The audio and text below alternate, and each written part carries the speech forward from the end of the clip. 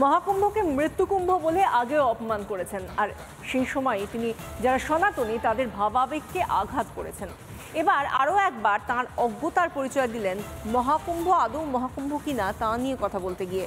সেই সঙ্গে তিনি মহাকুম্ভ আয়োজন এবং বিয়েবাড়ির আয়োজনকেও কোথাও একই করে ফেললেন।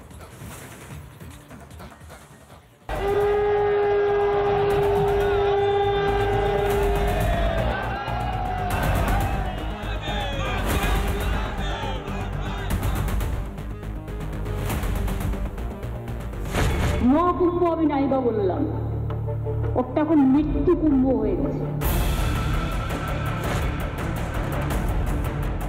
দিন কয়েক আগে মুখ্যমন্ত্রী মমতা বন্দ্যোপাধ্যায়ের এই মন্তব্যে ঢিঢি পড়ে গিয়েছিল গোটা দেশে। মমতার মন্তব্যের প্রতিবাদে পথে নামেন সাধুসন্তরাও। এত কিছুর পরেও শিক্ষা হয়নি। এবার 144 বছর পর মহাকুম্ভ নিয়েও মন্তব্য করে বসলেন মমতা। 144 বছর পরে কুম্ভ হচ্ছে, এটা ঠিক নয়। আমরা যতদূর জানি পুণ্য স্নান যেটা হয়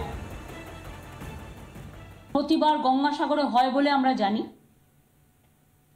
সংক্রান্তিতে হয় এবং নিয়ম কানুন মেনেই হয়। মুখ্যমন্ত্রী বোধহয় জানেন না 12 বছর পর পর যেটা হয় সেটা পূর্ণ কুম্ভ বলে। 12টি পূর্ণ কুম্ভের পর একটি মহাকুম্ভ হয়। আর জানেন না বলেই হয়তো মহাকুম্ভের আয়োজন ও বিয়েবাড়ির আয়োজন তার কাছে একই। আমি যদি কোনো বিয়েবাড়ির ব্যবস্থা করি, আমাকে দেখতে হবে খাবার দাবার দায়িত্বটাও আমাকে একটু এক্সট্রা রাখতে হয়। 400 লোককে নিমন্ত্রণ করলে 500 লোকের ব্যবস্থা রাখতে হয়। এটা হচ্ছে সিস্টেম।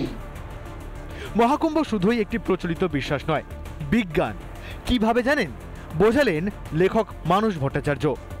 সূর্যকে প্রদক্ষিণ করতে বৃহস্পতির সময় লাগে 12 বছর, আর সে কারণে 12 বছর অন্তর 3 নদীর মিলনস্থল সঙ্গমে 12 বছর করে 12টি সার্কেল, মানে 144 বছর, তখন একটি পূর্ণ মহাকুম্ভ অনুষ্ঠিত হয়।